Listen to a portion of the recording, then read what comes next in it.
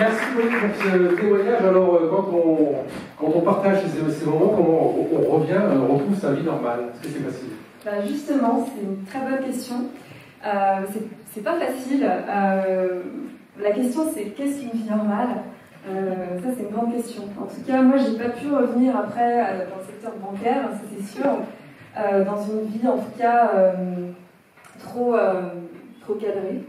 Donc aujourd'hui, j'en reviens enrichie et avec un désir de créer une activité qui me plaît, voilà, dans des domaines qui m'intéressent. Voilà ce que je suis en train de construire. C'est un chemin, en fait. C'est le chemin de la vie qui continue. Donc, c'est... Alors, on voit dans le sujet qu'il y a beaucoup de gens qui se posent la question du cheminement, de ce qu'ils vont devenir, de leur vie.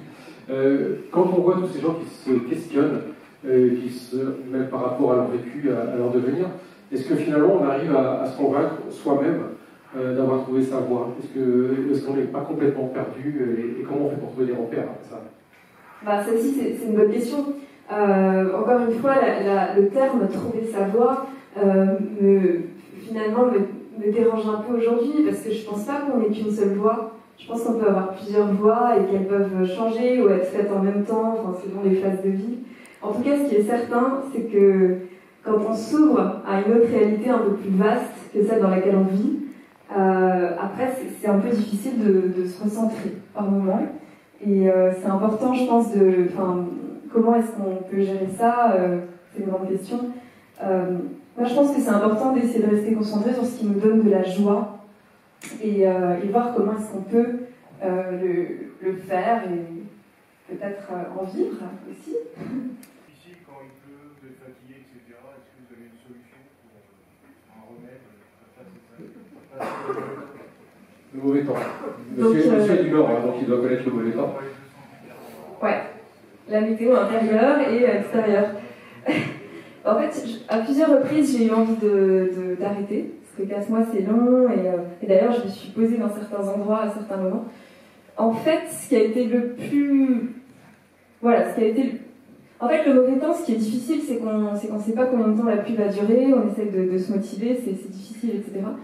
Moi, ce qui m'aidait, c'était de vraiment me concentrer sur des petits pas, vraiment un pas à la fois, et de me demander pourquoi je le faisais, quoi, aussi, de me concentrer sur les moments positifs.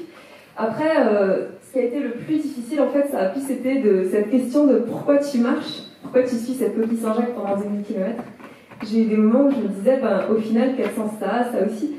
Et en fait, moi, ce qui m'a aidé à un moment, ça a été de me dire, je lâche ces questions et je m'ouvre à ce que la vie me donne dans le moment présent. Et il y a eu des choses assez magiques qui se sont passées où par exemple, à un moment, je me disais, mais pourquoi je continue à marcher? Finalement, je suis allée dans un gîte, c'est quelqu'un m'a donné une coquille Saint-Jacques, en fait, en me disant, est-ce que tu peux déposer cette coquille à Saint-Jacques-de-Compostelle?